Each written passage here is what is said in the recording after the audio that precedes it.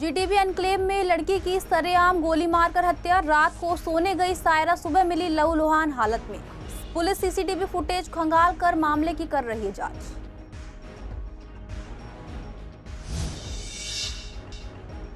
विवेक विहार में 16 साल के छात्र ने की खुदकुशी। पढ़ाई को लेकर परेशान था छात्र। सुसाइड नोट में लिखा मिला, अगले जन्म में अच्छा करूंगा।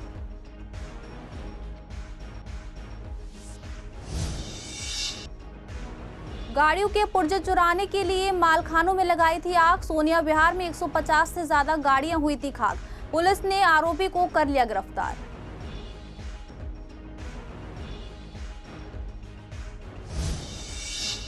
हेडगेवार अस्पताल में दवाइयों की जबरदस्त किल्लत। लंबी लाइनों और स्टाफ की कमी से परेशान मरीज। विधायक ओम प्रकाश शर्मा ने किया निरीक्षण, कहा जल्द होगी जरूरी कार्रवाई।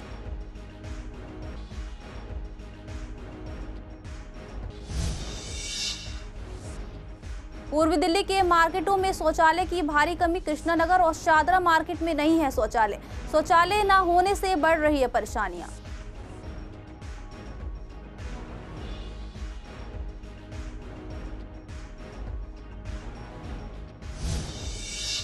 नमस्कार, आप देख रहे हैं CCN डिजिटल। मैं हूं आपके साथ खुशी श्रीवास्तव। स्वागत है आपका हमारे खास कार्यक्रम पूर्वी दिल्ली खास में। बुलेटिन की शुरुआत करते हैं कुछ खास खबरों के साथ। जीटीबी एनक्लेव इलाके में एक 20 साल की युवती की गोली मारकर हत्या कर दी गई। ये घटना सोमवार रात करीब 10 बजे की है। युवती की पहचान सायरा के रूप में हुई है, जो अपनी बड़ी बहन सायदा के साथ सुंदर नगरी की कोड़ी कॉलोनी में रहती थी। सायरा रात को खाना खाने के बाद अपने कमरे में सोने चली गई थी, लेकिन जब उसकी बहन रात में कमरे में गई तो वह वहां नहीं थी। परिवार ने उसे देर रात तक ढूंढा, लेकिन जब वह नहीं मिली तो सब सो गए। मंगलवार तड़के करीब 4 बजे पुलिस सायदा के घर आई और सायरा की फोटो और जानकारी लेकर चली गई। सुबह जब पड़ोस में रहने वाले एक युवक ने सायदा को बताया कि उसने सायरा की लहूलुहान फोटो सुंदर नगरी में देखी थी, तो परिवार को सायरा की मौत की खबर मिली। सायरा को अज्ञात हमलावरों ने 2 गोलियां मारी थी। पुलिस मामले की जांच में लगी है और इलाके के सीसीटीवी फुटेज खंगाल रही है। देखा जाके जी भाई तो कोई लड़की उल्टी पड़ी हुई है। फिर सूचना करी पुलिस को और एम्बुलेंस वगैरह आई। अब यहाँ का जी हम माहौल भी हमारा कुछ ऐसा ही है। सोसाइटी के बाहर सामने स्मैक ये रहते हैं, वो स्मैक करते हैं, फोन छीनते हैं, पर्स छीनते हैं।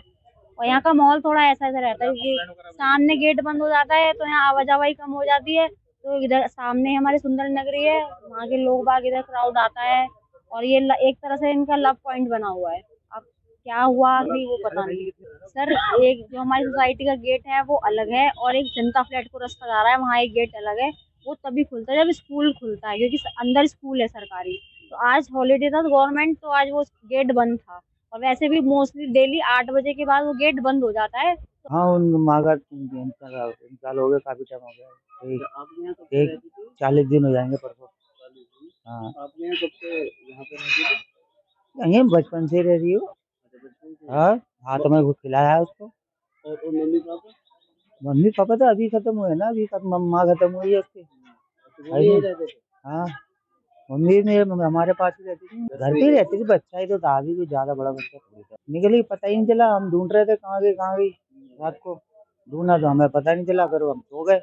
विवेक विहार इलाके में एक सुसाइड का मामला सामने आया है, जहां एक 16 साल के लड़के ने खुदकुशी कर ली। ये घटना सोमवार शाम की है। बताया जा रहा है कि वह लड़का पढ़ाई को लेकर काफी परेशान था। उसकी पहचान शैलेश गौतम के रूप में हुई है, जो सत्यम एनक्लेव में अपने माता पिता के साथ रहता था। शैलेश के पास से एक सुसाइड नोट भी मिला है।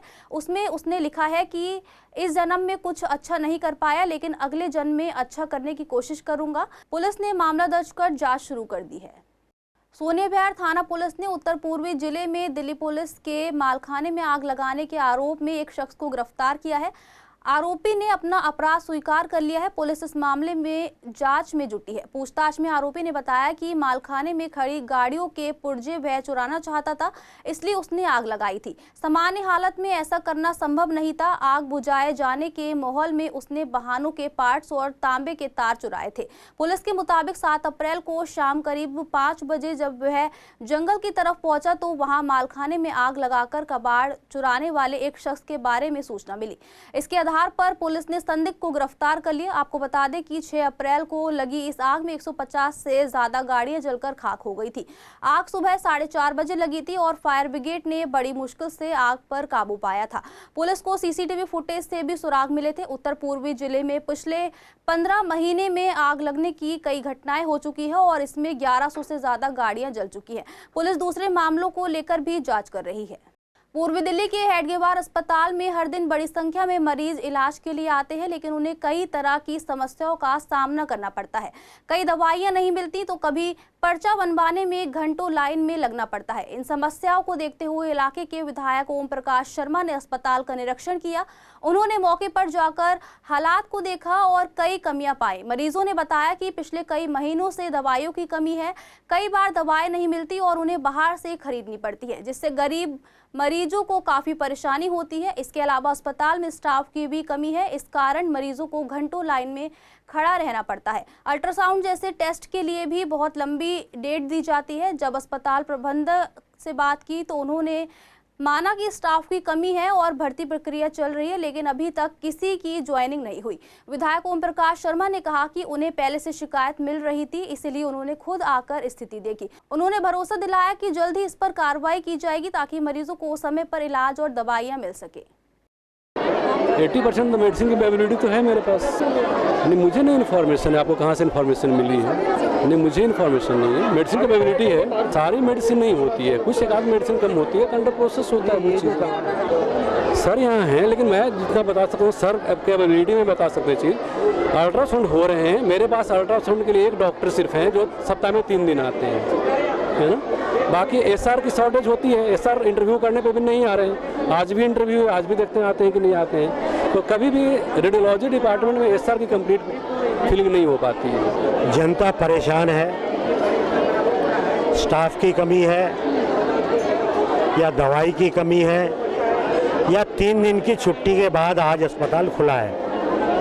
ये 3-3, 4-4 कारण हैं। इन सब कारणों की समीक्षा करेंगे। समीक्षा करके कोशिश ये करेंगे कि ज़्यादा देर मरीजों को लाइन में ना लगना पड़े, एक बात।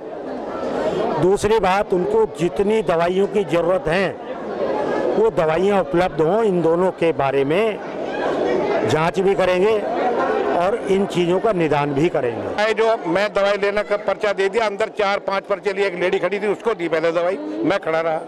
जो दवाई अच्छी है, कैल्शियम की है, मल्टीविटामिन है, खांसी की, वो मिल नहीं रही। जो 10 रुपए का पत्ता, 5 रुपए का था, वो मिलती है केवल। हमारी शिकायत ये है जो बेसिक जरूरत की वो दवाई नहीं मिलती। विधायक जी से मैं कहता था, सुन नहीं रहे। इन्होंने कहा पहले नहीं तो दिलवा दो दवाई, विधायक जी अपने आप देखे दवाई। बहुत समस्या है। पहला बात तो देखिए, लाइन में बढ़ती है वो लेडीज, एक लेडीज का नंबर 3-3 घंटे बाद आता है। वो 3 घंटे खड़ी होती है तब जाके नंबर आता है। बहुत धीरे धीरे काम होता है। हाँ, सब जगह वही दिक्कत है। पर्ची कटाने में भी वही दिक्कत होता है। खड़े रहते हैं लोग, वहाँ आगे वाले खड़े रहते हैं, नंबर बढ़ता ही नहीं है। नहीं, कुछ नहीं बना, कुछ नहीं है। एक दे देते, एक नहीं देते। क्या कहते हैं? क्या तो खत्म हो गई। अब कितने दिनों से तो हमें मिली नहीं है। मैं तो 4-5 महीने बाद आई हूँ, कई बार आई। स्किन की नहीं मिल रही है। क्या कहते हैं? बाहर से खरीदो। बाहर से खरीदो। बहुत कम मिल रही है, मिल नहीं रही है अच्छे से। मैंने भी 4 महीने से बाहर से ही खाई है शुगर की दवाई। 3-3 घंटे से लाइन में मरीज लगे हुए हैं दवाई लेने के लिए। यहाँ दवाइयों की सुविधा की पोजीशन ये है कि कुछ दवाइयाँ हल्की टाइप की मिल जाएगी, बाकी को कह देंगे बाहर से ले लो। यही पोजीशन यहाँ हॉस्पिटल में, हेडगेवार में, यही पोजीशन डिस्पेंसरियों में है। आयुर्वेदिक में मैं गया तो कहने की दवाई नहीं आ रही, तो क्या मरीजों को दे दें हम। पूर्वी दिल्ली के कृष्णनगर, लाल क्वार्टर मार्केट और शादरा जैसी जगहों पर शौचालय की कमी लोगों के लिए बड़ी समस्या बन गई है। खासकर महिलाओं को यहाँ काफी दिक्कतों का सामना करना पड़ता है।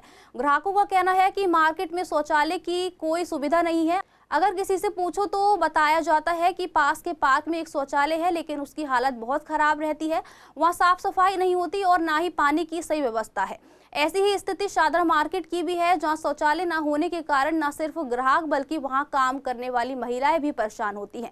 लोगों की मांग है कि बाजारों में साफ और सुरक्षित शौचालय बनाए जाएं, जिससे लोगों को सुविधा मिल सके। हाँ, होना चाहिए, जो जरूरत पड़ने लगे। और मार्केट शादरा वगैरह नहीं, वहाँ भी नहीं पता, कभी गए नहीं। मतलब एक तो टॉयलेट साफ होने चाहिए, फिर दूसरी बात यह है कि मतलब अच्छी से रहना चाहिए। वहाँ टॉयलेट होने चाहिए। हाँ जी। इस मार्केट में है या नहीं? इसमें अगर है, पर लेकिन बहुत गंदे हैं। और इतने हैं नहीं, अगर बहुत दूर दूर भी हैं तो इसलिए दिक्कत रहती है। होना चाहिए या नहीं? है तो सही, वहाँ पार्क के पास है ना, लेकिन लेडीज की है ये मुझे नहीं पता। कंडीशन कैसी रहती है? लेडीज मैं कभी यूज नहीं करा। नहीं है, लेडीज के लिए नहीं है। मर्दों के लिए ही बना हुआ है सब कुछ, यहाँ पे लेडीज के लिए कुछ है ही नहीं। अच्छा, तो गंदगी रहती है जिसमें से बने हुए हैं। यहाँ पे गंदगी का तो नहीं देखा। जो बाकी मार्केट में आप जाते होगे, सरोजनी जाते होगे या वहाँ पे गांधीनगर वगैरह जाते हो, वहाँ पे हालत रहती है कैसी? वहाँ पे तो गंदगी रहती है। साफ सफाई जितनी होनी है उतनी तो नहीं, लेकिन हाँ होती है ठीक ठाक। वही है ना, वो जो जैसे मार्केट में आते हैं तो लेडीज़ें पूछते हैं यहाँ पे आसपास कहीं वॉशरूम है या नहीं है बना हुआ। बहुत गंदी, वहाँ तो आप जा ही नहीं सकते, इन्फेक्शन का इतना डर होता है, वहाँ जा ही नहीं सकते आप, इतने गंदे होते हैं। पानी की कोई सुविधा नहीं है, और जो होनी चाहिए ये लेडीज़ के लिए बहुत ज़रूरी होना चाहिए। वॉशरूम की फैसिलिटीज़ होनी चाहिए, जेंट्स के लिए तो है इधर ये पर, जी, बट फीमेल्स के लिए नहीं है। वॉशरूम्स बनवाने चाहिए और थोड़ा सा साफ़ सफाई रखना चाहिए वॉशरूम्स में। मेल्स के लिए तो है बट फीमेल्स के लिए नहीं है, तो उसके लिए बहुत प्रॉब्लम होती है। पूर्व दिल्ली के सीबीटी ग्राउंड इलाके में ट्रैफिक नियमों की धज्जी उड़ाते कई लोग देखे गए। तस्वीरों में साफ देखा जा सकता है कि किस तरह से एक हाथ में मोबाइल फोन लेकर लोग दूसरे हाथ से स्कूटी चला रहे हैं। इसी को लेकर जब हमारे संवाददाता ने लोगों से बातचीत की तो उन्होंने बताया कि ट्रैफिक पुलिस को न केवल उनका चालान काटना चाहिए बल्कि इनका लाइसेंस भी कुछ साल के लिए रद्द कर देना चाहिए ताकि नियमों का सही तरीके से पालन हो। इससे पहले 3 महीनों में ड्राइविंग के दौरान मोबाइल इस्तेमाल करने वालों के 8,264 चालान से ज्यादा काटे जा चुके हैं। लोगों ने ये भी सवाल उठाया कि ट्रैफिक पुलिस सिर्फ चुनिंदा मामलों में ही कार्रवाई करती है। एक व्यक्ति ने बताया कि कई रेड लाइट्स के सामने बड़े बड़े विज्ञापन बोर्ड लगाए जाते हैं जिससे सिग्नल दिखाई नहीं देता, लेकिन इस पर कोई कार्रवाई नहीं होती। हालांकि लोगों ने ये भी माना कि दिल्ली पुलिस द्वारा 8,000 से 10,000 रुपए तक के चालान काटना एक अच्छा कदम है, मगर पुलिस को इस ओर भी ध्यान देना चाहिए कि सड़क पर लोगों की सुरक्षा कैसे सुनिश्चित की जाए। नहीं, अभियान चलाया है, मोबाइल लेके लोग फ़ोन पे बात करते हुए स्कूटर चलाते हैं, मोटरसाइकिल चलाते हैं, लोगों की जान को खतरा रहता है, तो अच्छा कदम है। लेकिन सरकार को थोड़ी जागरूकता भी फैलानी चाहिए। सिर्फ चालान काट देने से और सरकारी खजाना भरने का काम नहीं है दिल्ली पुलिस का। उनकी जागरूकता के लिए भी तो कुछ ऐसी मुहिम चलाए सरकार जिससे लोगों को ये समझ आए कि हमारा ये काम गलत है और हमें इस तरीके की कोई हरकतें नहीं करनी चाहिए। ठीक है, चालान काट के दिल्ली पुलिस साइड हो जाती है, चालान कट गया, पैसा आ गया, बिल बन गया लोगों का, ये सही तरीके नहीं है। गवर्नमेंट को और भी रास्ते ढूंढने चाहिए जिससे इस तरीके की गतिविधियां रुक सकें। देखिए, चाहे वो सरकार है, वो 4 डिपार्टमेंट हो, सबको अपने अधिकारों का ज्ञान है, कर्तव्यों का ज्ञान किसी को नहीं है। दिल्ली पुलिस को अपने अधिकार पता है कि हाँ, ये ट्रैफिक का चालान करके पैसा बनाया जा सकता है, लेकिन अधिकार को ज्ञान उनका, कर्तव्य ज्ञान नहीं है। अब मान लीजिए आप चालान करके पैसा तो ले लेंगे, लेकिन लोगों को बताएगा कौन, जागरूकता क्या है। अब आप देखिए, अनऑथराइज पार्किंग इतना बुरा समय है, विश्वास नगर के अंदर में आप कहीं निकल जाइए, आसपास कड़का डूमा मेट्रो के आसपास 4-5 मेट्रो लगते हैं, मेट्रो के पास अनऑथराइज पार्किंग होती है, बैटरी रिक्शा वालों का इतना अतिक्रमण है उसके पास में, वो सब क्या 10-20 रुपये देके छूट जाते हैं, रॉन्ग साइड लेकर जाते हैं। दिल्ली पुलिस को उनको चालान करने समझ में नहीं आता क्यों, लेकिन वहाँ से क्योंकि डेली की उनकी उगाही हो। सर, ये तो बहुत अच्छी बात है कि इस फ़ोन पे बात करते हुए चलते हैं, फ़ोन पे ध्यान होता है, उनका एक्सीडेंट होने के चांसेस होते हैं। इससे कितना अच्छा मानते हैं सर, ये तो बहुत अच्छी बात है। मैं इम्प्लीमेंट करना चाहिए ट्रैफिक पुलिस को। सर, बिल्कुल करना चाहिए ट्रैफिक पुलिस को। ये आप देख रहे हैं मेरे पीछे सारा जो ये बसेस वगैरह लगी हुई है, ये ट्रैफिक पुलिस क्या कर रही है? पुलिस ने जो 8,000 चालान काटा है ना, मेरी राय ये रहेगी पुलिस उसको 10,000 करे और 15,000 करे, और चालान के साथ साथ वो उसको ना उनका लाइसेंस नल एंड वाइड करे। अगर मैं बात कर रहा हूँ, मान लो मैं कार चला रहा हूँ या मैं स्कूटर चला रहा हूँ, अगर मैं हेलमेट में फंसा करके, आप देख रहे हो आजकल जितने एक्सीडेंट हो रहे हैं वो मोबाइल पे ही बात करने के लिए हो रहे हैं। कभी कभी मैं भी बात करता हूँ, अगर मान लो मैं चला रहा हूँ फ़ोन और मेरे सामने कोई आ जाता, मुझे दिखता नहीं, सामने किसी ने रोड क्रॉस कर दिया, वो एक्सीडेंट हो गया। मेरे पीछे 8 गाड़ियाँ, उनके भी एक्सीडेंट हो गए। नंबर 1 तो आप मेरे को ट्रैफिक वालों का दिल्ली पुलिस से निवेदन है कि आप इनके चालान मत काटो, इनके लाइसेंस नल एंड वाइड करो। जब एक के लाइसेंस करोगे, घर में जाकर 10 लोगों से बताएंगे कि देखो जी मेरा जी लाइसेंस कैंसिल हो गया, और 6 महीने के लिए मत करो, साल 2 साल के लिए करो। पूर्व दिल्ली के विश्वासनगर क्षेत्र की शास्त्री गली में पिछले 2 वर्षों से गंदा और बदबूदार पानी आ रहा है, जिससे स्थानीय निवासियों को भारी परेशानी का सामना करना पड़ रहा है।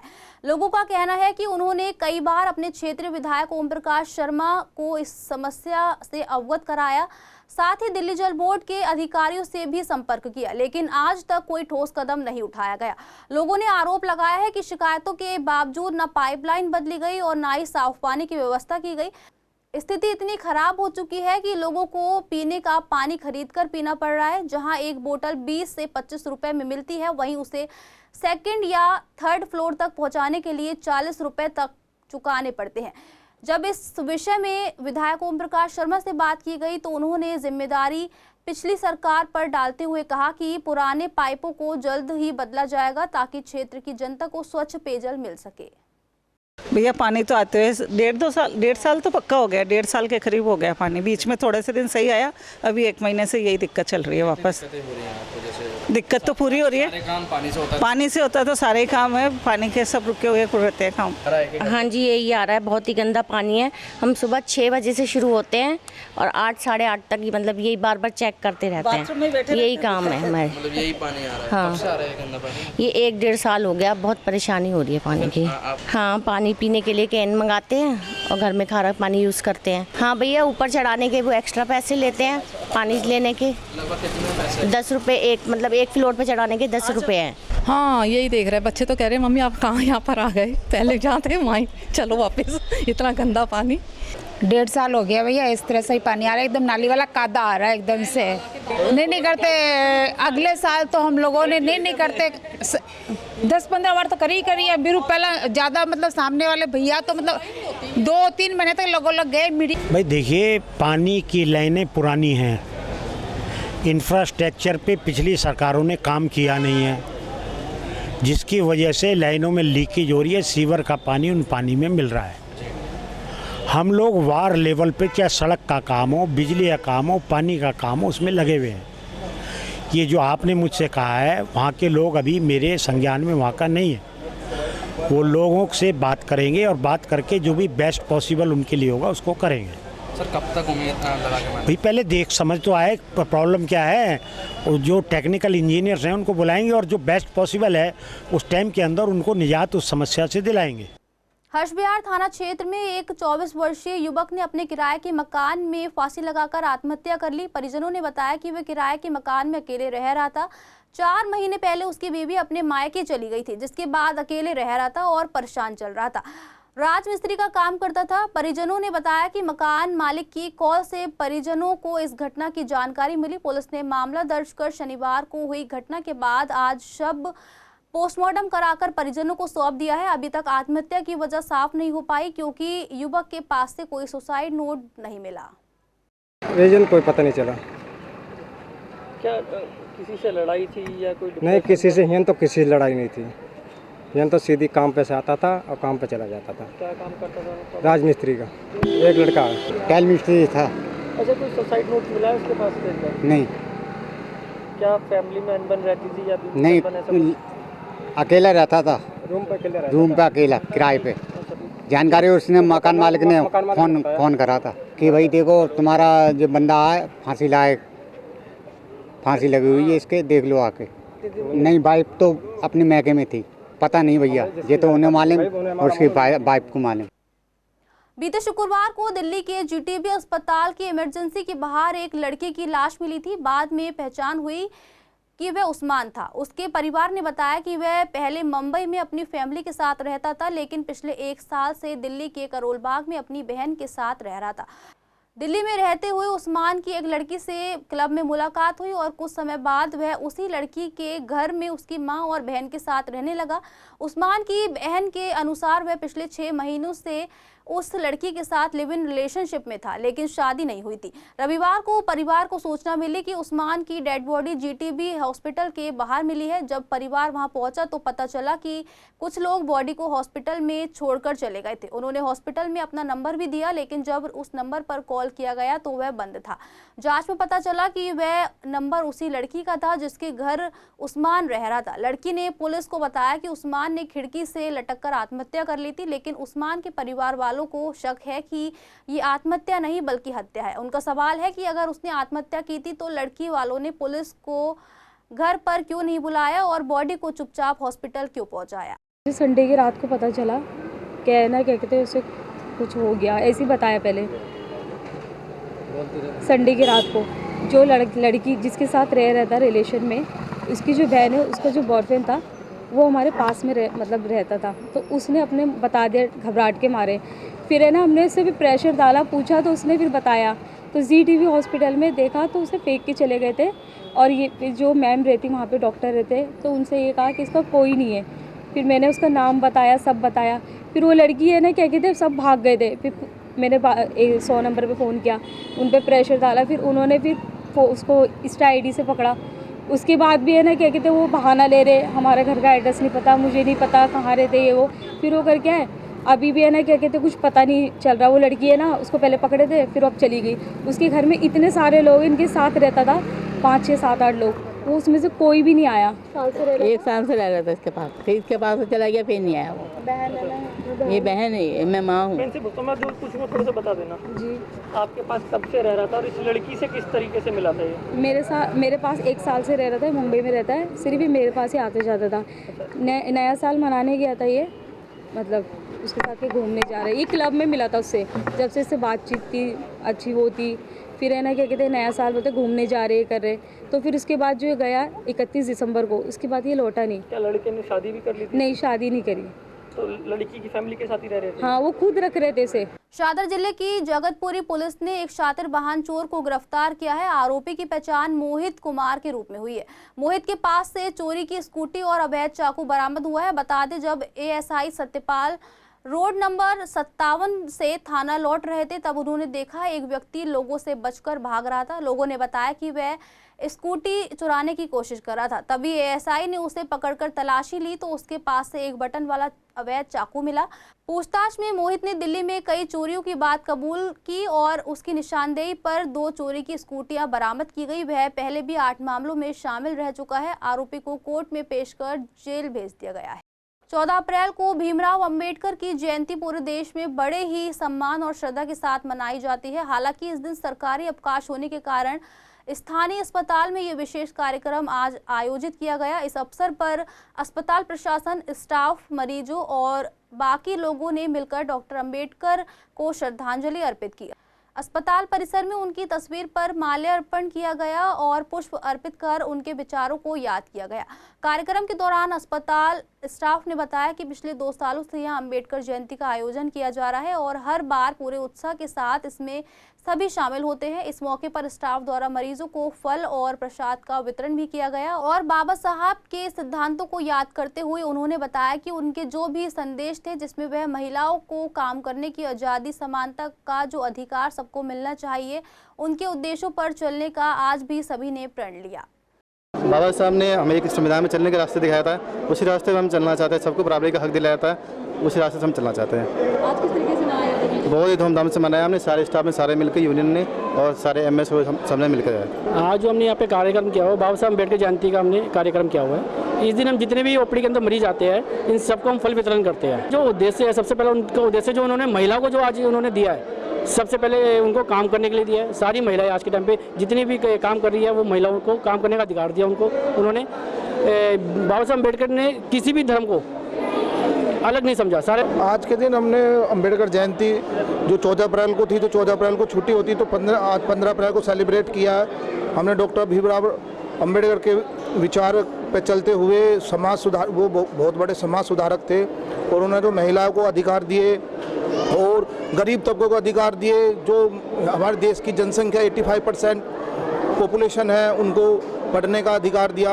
ये जयंती हमने इस बारी दूसरी बारी बनाई है, इससे पहले हमने लास्ट ईयर बनाई थी और हमें बहुत मज़ा आता है। ये हमारे प्रधान है विक्की कपूर जी, ये हर प्रोग्राम को जो है ऑर्गेनाइज करते हैं। ये हर साल की बात है, हमारे स्टाफ यूनियन ने बहुत ही धूमधाम से फल वितरण किए। सब मरीजों को, यहाँ के वार्ड में जो पेशेंट थे एडमिटमेंट, उनको सबको वितरण करें। बाबा साहब भीमराव अम्बेडकर के विचारों के ऊपर चलने का सबने निर्णय लिया। जिस तरीके से उन्होंने आज हमारा संविधान रचयिता रहे हैं, जिन्होंने हमारे हर अधिकार पे जो आज भी लोग हमारे उसी पूरे देश में उनकी आज जय जयकार है। फिलहाल के लिए पूर्वी दिल्ली खास में इतना ही। ऐसी तमाम अपडेट्स के लिए बने रहिए CCN डिजिटल के साथ।